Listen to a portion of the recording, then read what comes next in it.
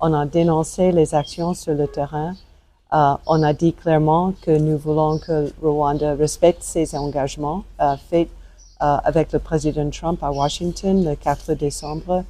Et nous respectons le droit de la RDC de défendre son territoire et d'inviter les forces burundaises aussi de travailler à son côté.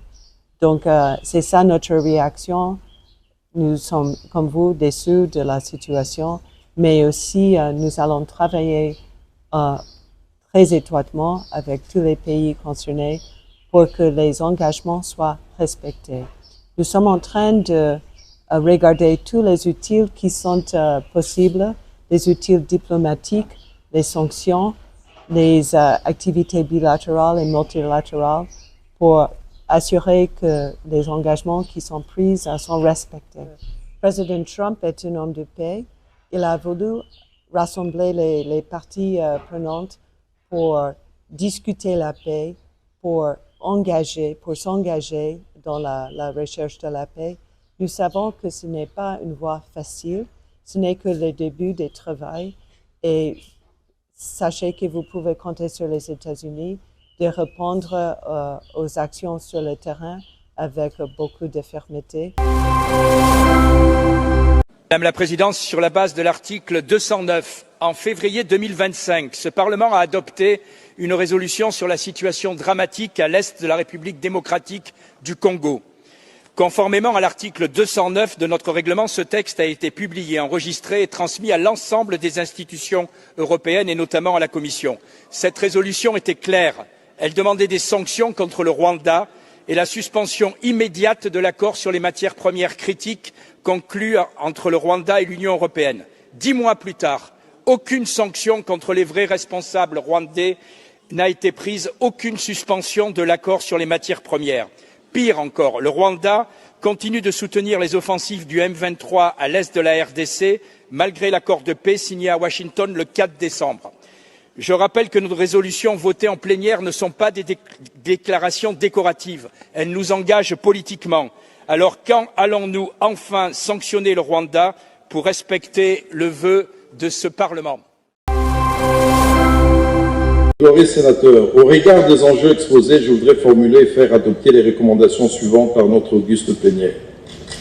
Elles permettront au gouvernement de réaliser rapidement ses devoirs et de mettre à l'actif de son Excellence, Monsieur le Vice-Premier ministre de l'Intérieur, cette opération qui exige de la transparence.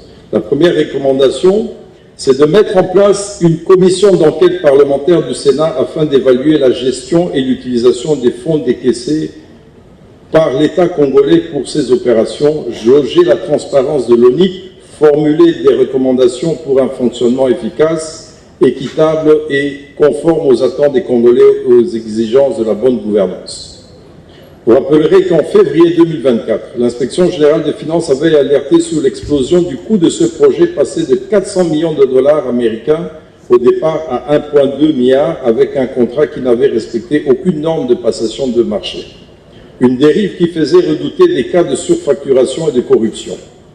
Le contrat était conclu avec le fournisseur français Idemia pour mettre en place un registre d'état civil et d'imprimer des cartes d'identité par le biais d'une société intermédiaire africaine, Afritech, tous deux devenus partenaires de l'ONIP.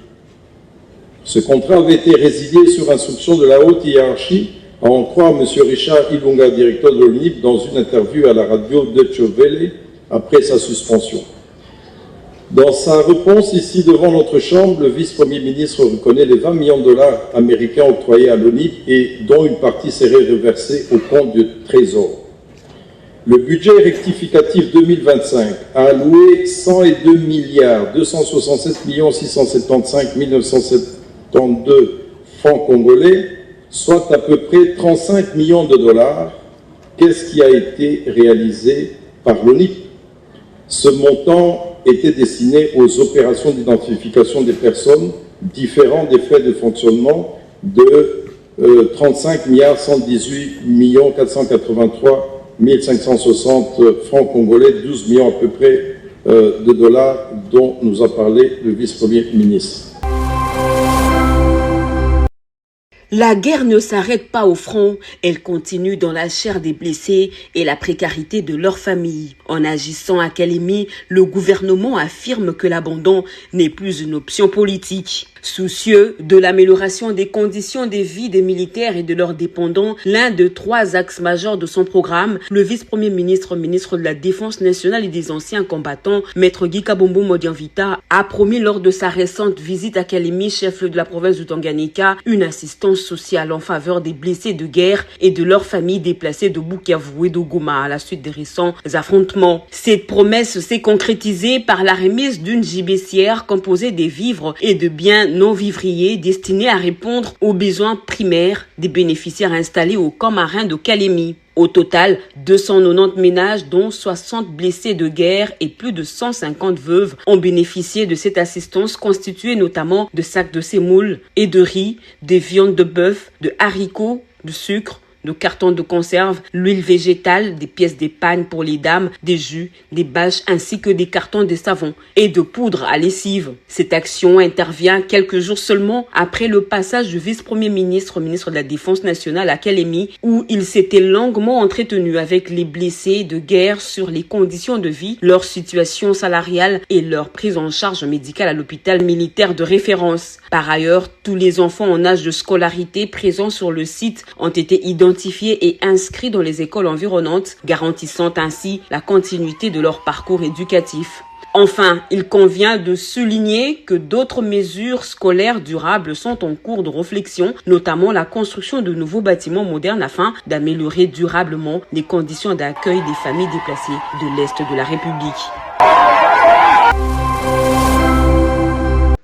Des prix du service public seront décernés dès 2026 pour récompenser les services publics les plus performants. Un mécanisme continu de suivi de la satisfaction des usagers sera mis en place grâce à des outils numériques, des enquêtes de terrain et des tableaux de bord de performance, et un accès facilité au financement sera aussi mis en place afin d'inciter l'innovation au sein de tous les services publics de l'État. Excellences, Monsieur le Président de la République, les conférences annuelles du service public que vous lancerez aujourd'hui ne sont donc pas un simple événement. Elles deviendront un rituel institutionnel, un espace de diagnostic, de comparaison, de créativité et de responsabilisation.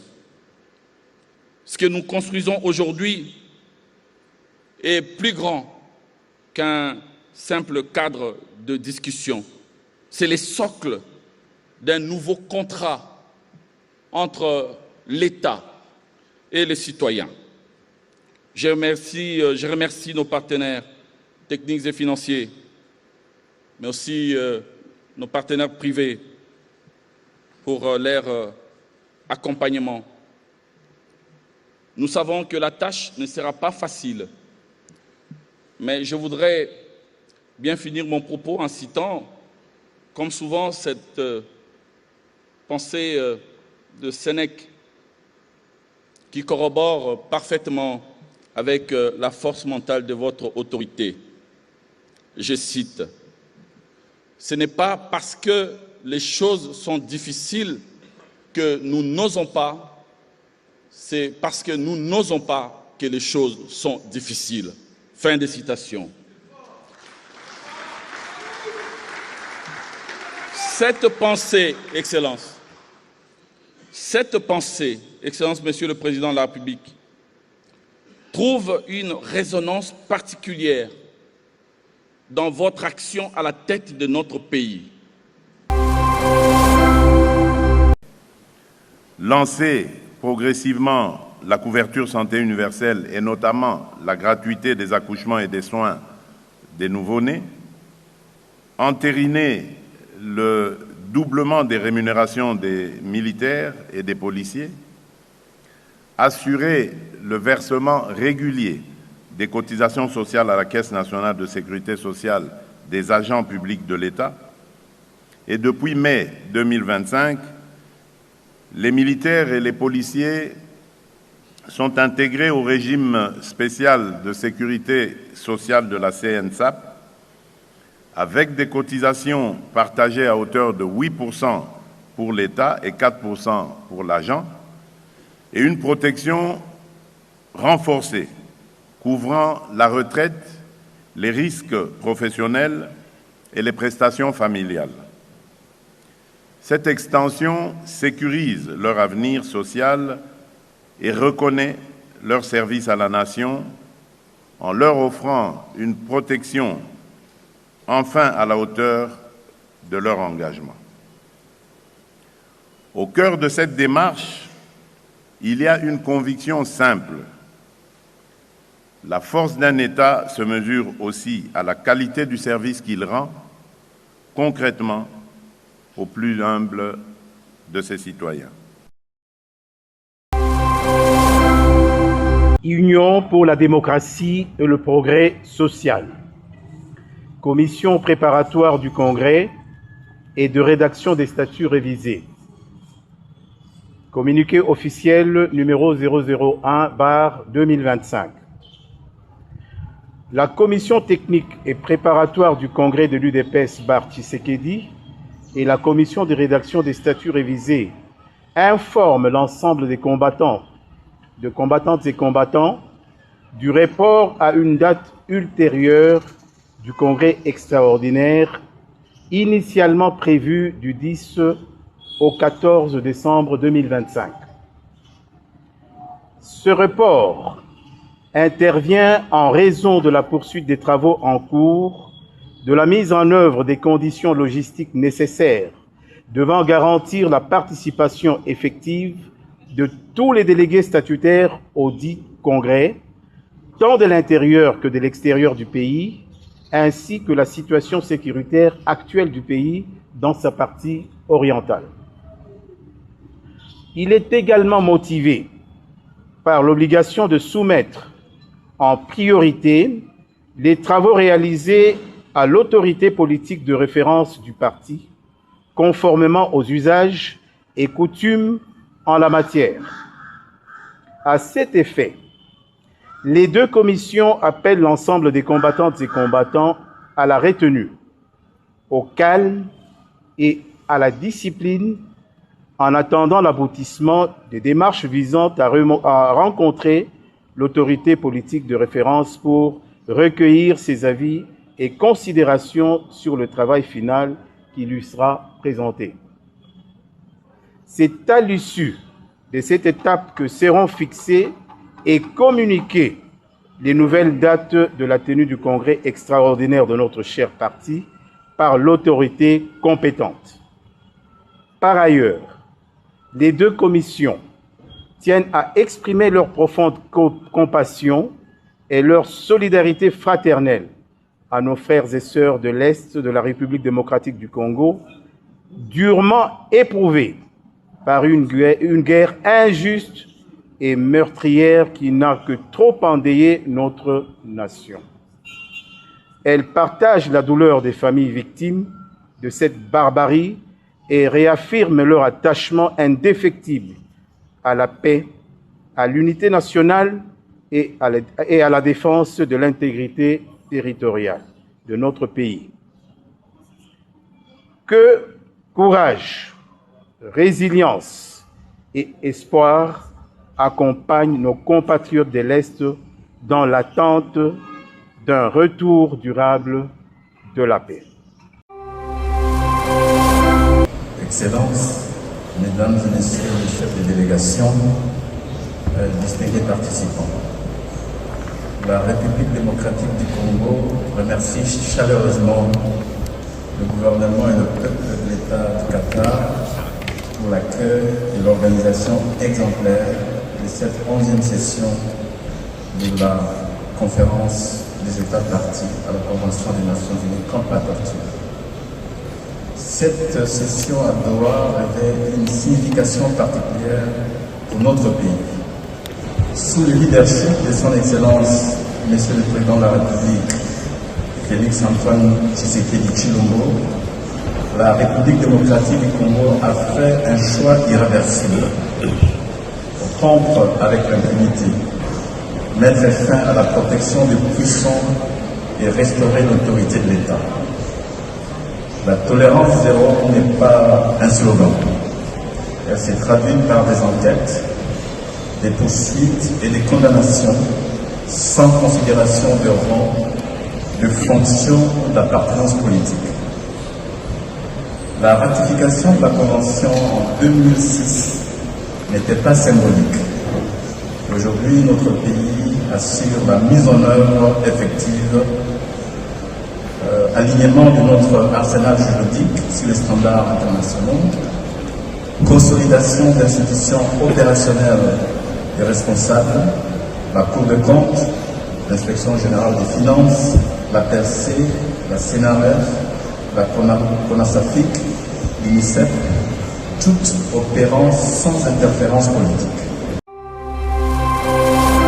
Le gouverneur militaire de l'Ituri, le lieutenant-général Johnny Loué Kachema, a reçu ce 7 décembre 2025 les trophées de l'excellence et un diplôme de mérite de la dynamique de soutien aux actions du chef de l'État d'Isaac en sigle. Selon Alek Oshiako, président national de cette structure, cette distinction découle d'un suivi citoyen mené à travers les pays. À Bunia, les enquêtes réalisées ont montré une satisfaction majoritaire de la population quant à la gouvernance hors pair du lieutenant-général Louboya. Les résultats sont satisfaisants, nous ne pourrions pas répartir sans lui décerner ses mérites, a indiqué Alek Oshiako Ouonia. On a mené des investigations sérieuses et objectives sur le mode justement de son travail quant à la matérialisation de la vision du président de la République.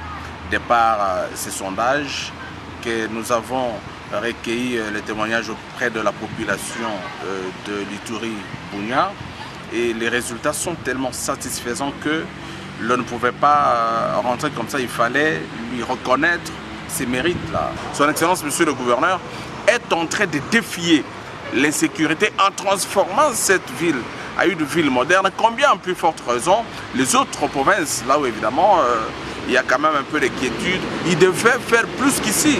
Mais lui sort les champions et donc nous comprenons que le développement de la RDC évidemment commence par la province de l'Ituri sous l'impulsion de son Excellence Monsieur le gouverneur des provinces. La cérémonie a eu lieu à Rema Plaza en présence du maire de la ville, d'autres acteurs sociaux et culturels, confessions religieuses et des membres de la société civile. Pour la DISAC, le changement visible à Bunia et ses environs prouve la mise en œuvre réelle à la vision du chef de l'État congolais, Félix Antoine Tshisekedi Tshilombo, sur les plans développement et sécuritaire. Alek Oshiako estime que le dynamisme fait de lui un acteur clé du développement en Ituri à cette période de l'état des sièges. En route vers la réinsertion, en route pour une nouvelle vie. À Lubumbashi, dans le Haut-Katanga, l'exécutif provincial passe à l'action contre le banditisme urbain. 153 Kuluna au total, dont 12 filles, ont été embarquées à bord d'un cargo à destination de Kanyama KCC. Objectif, leur rééducation et leur réinsertion sociale sous la supervision du service national. Quand ils vont à Kanyama KCC, ils voient la mort. Non, il n'y a pas la mort. Donc nous voulons qu'ils soient vraiment éthiques. Au lieu qu'ils restent en plein centre-ville en train de tracasser les gens. Là où ils vont être formés par le général Kavouik avec toute son équipe. Nous voulons que demain, après-demain, vous venez de les souligner, qu'ils soient des grands bâtisseurs. Ces premiers convois, encadrés par le chef de l'exécutif provincial du Haut-Katanga et les représentants du commandant du service national, marquent une nouvelle phase dans la lutte contre l'insécurité. Parmi ces jeunes, certains ont volontairement accepté de changer de vie. D'autres ont été rattrapés par la loi. À Kanyama KCC, ces jeunes recevront une formation civique, militaire et professionnelle pour leur offrir une seconde chance. Le message est clair, la République ne cédera plus face à la délinquance. Kinshasa, mégalopole de plus de 15 millions d'habitants, fait face depuis plusieurs années à un défi majeur. La gestion de ses déchets. Un enjeu crucial pour la santé publique, l'environnement et la qualité de vie des Kinois.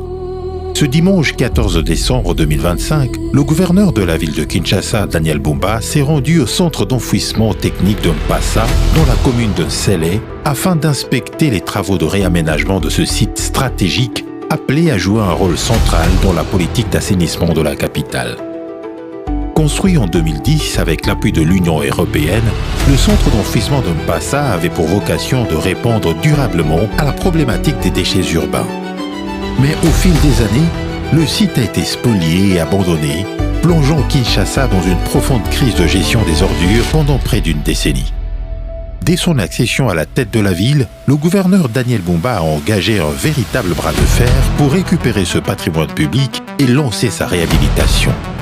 Cette action s'inscrit dans le cadre du programme de la ville Kinshasa Ezobonga, une vision ambitieuse visant à redonner à la capitale son visage de ville moderne, propre et fonctionnelle.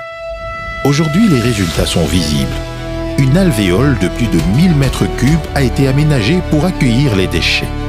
Un bassin de lixiviate ainsi qu'un bassin de lagunage ont également été construits, garantissant un traitement sécurisé des résidus liquides et la protection de l'environnement.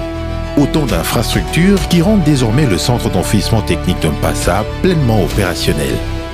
Autre avancée majeure, la reconstruction du pont Fossou, situé sur l'avenue Union Européenne, principal axe d'accès au site.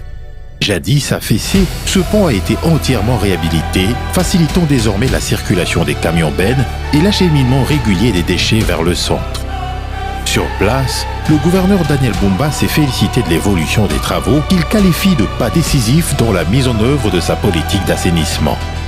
Une politique qui s'inscrit pleinement dans la vision du président de la République, Félix-Antoine Tshisekedi Tshilombo, déterminé à faire des grandes villes du pays des espaces salubres et respectueux de l'environnement. Dans cette dynamique, le gouverneur a également annoncé la construction prochaine de centres de transit destinés à renforcer l'efficacité de la chaîne de collecte et de traitement des déchets. D'autres sites d'enfouissement verront également le jour, notamment à Luzizila et à Mitindi, afin de mieux couvrir l'ensemble de la ville-province. Mais au-delà des infrastructures, Daniel Bumba a rappelé que la réussite de cette politique repose aussi sur un changement de mentalité. Il a invité chaque habitant de Kinshasa à s'approprier la question de l'assainissement, soulignant que la propreté de la ville est une responsabilité collective. À travers la réhabilitation du centre d'enfouissement de Mpassa, Kinshasa pose ainsi les bases d'une gestion moderne et durable de ses déchets pour une ville plus propre, plus saine et résolument tournée vers l'avenir. La construction de l'immeuble R+3, véritable bijou architectural promis par le chef de l'État, Félix-Antoine Tshisekedi Tshilombo, aux populations de la Tchopo, est désormais sur le point de démarrer. Après la phase de sensibilisation menée auprès des occupants de l'avenue Moussiba-Siba dans la commune Makiso, les travaux préparatoires entrent dans une étape décisive. La démolition des kiosques, boutiques, restaurants, bistrots et habitations érigées dans le périmètre concerné. Cette opération d'assainissement du terrain est supervisée par le ministre de l'Urbanisme et Habitat, Alexis Guissaro, qu'accompagnait le gouverneur intérimaire de la Tchopo, Senoldo Tandia Komboyo. Tous deux ont assisté sur le terrain au lancement effectif des travaux qui débutent par la démolition de l'ancien bâtiment de la police des circulations routières de Kisangani avant de s'étendre progressivement à l'ensemble du site.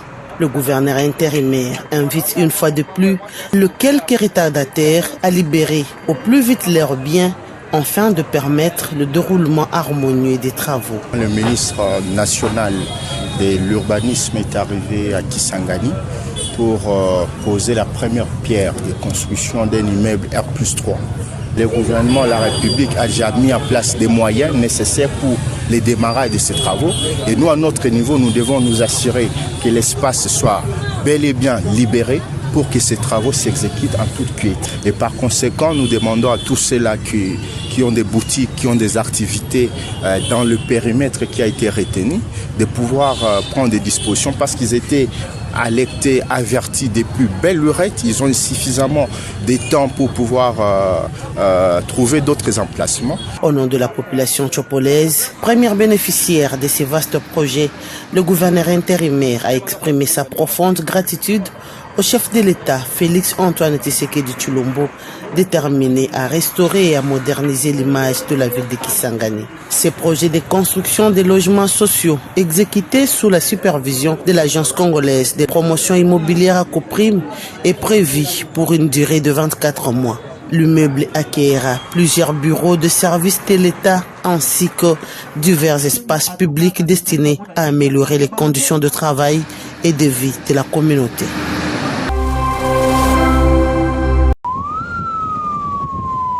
En séjour à Kalemi dans le cadre d'une mission officielle, l'ambassadrice itinérante du chef de l'État, Isabelle Kibassa Maliba, a effectué une visite d'inspection de plusieurs chantiers qui jaillissent du sol, telle une floraison à Kalemi, dont les longues des modernisations imprimées par le gouverneur de province, l'honorable Christian Kitunga Muteba.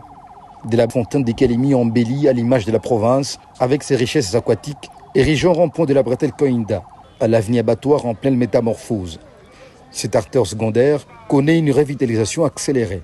L'ambassadrice itinérante, Isabelle Kibassa, a palpé les réalisations en cours sur terrain. La visite s'est poursuivie sur l'avenue Kalumbi, où s'est construit un grand collecteur destiné à atténuer les effets dévastateurs des inondations et à assurer la protection du boulevard Lumumba. Puis sur l'avenue du Port, elle a constaté l'achèvement d'un gigantesque mur de protection le long de la rivière Kalemi, ouvrage destiné à préserver les installations portuaires des débordements récurrents du cours d'eau. L'ambassadrice itinérante, Isabelle Kibassa Maliba, a salué les efforts du gouverneur Christian Kitunga Muteba, traduisant avec détermination la vision du chef de l'État, Félix Antoine Tshisekedi Tshilombo, en action concrète et palpable. Les gens ne se rendent pas compte que pour avoir quelque chose d'érigé, il faut arranger les bases des fondations.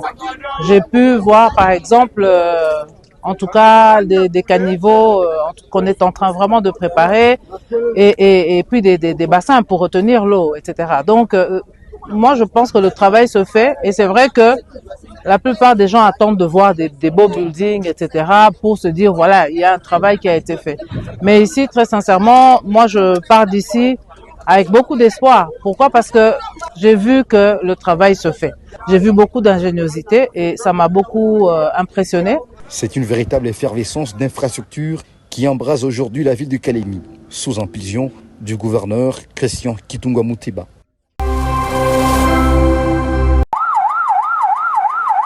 Elles sont au total 21 Jeeps et 170 motos, toutes neuves, remises ce dimanche 14 décembre 2025 à la police nationale congolaise, province du Haut-Katanga, par le gouverneur intérimaire.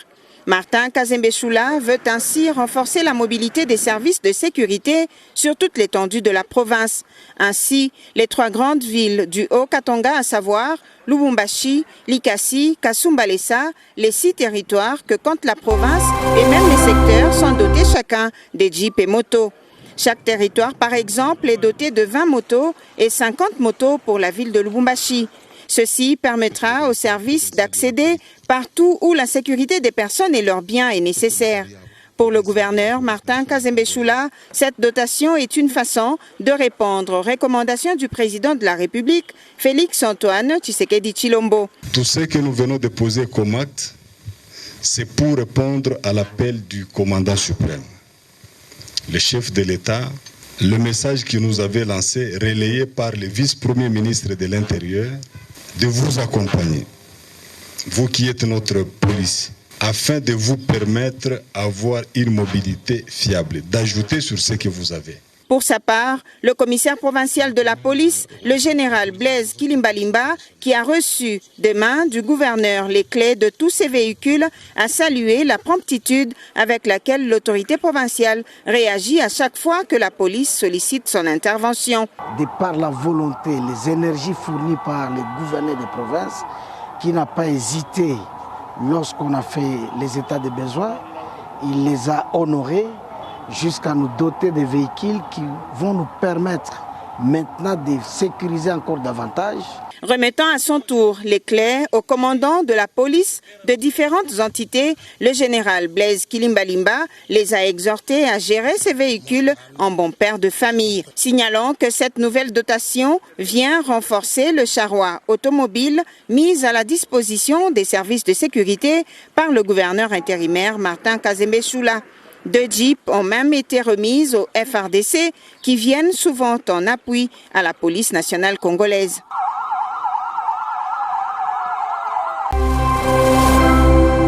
Mama Yenzala, Mama Yenzala.